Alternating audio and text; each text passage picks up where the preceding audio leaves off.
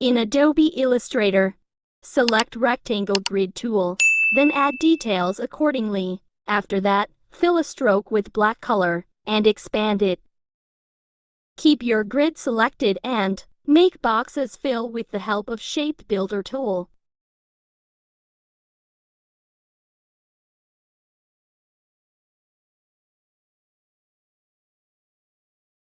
Choose Direct Selection tool and select it with the help of Shift button. Cut it and paste it on artboard. Apply offset path up to -6 px.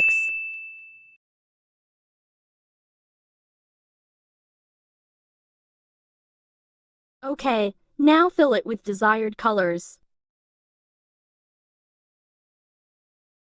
Then for making flag, draw a rectangle. Took to copies, and adjust it accordingly.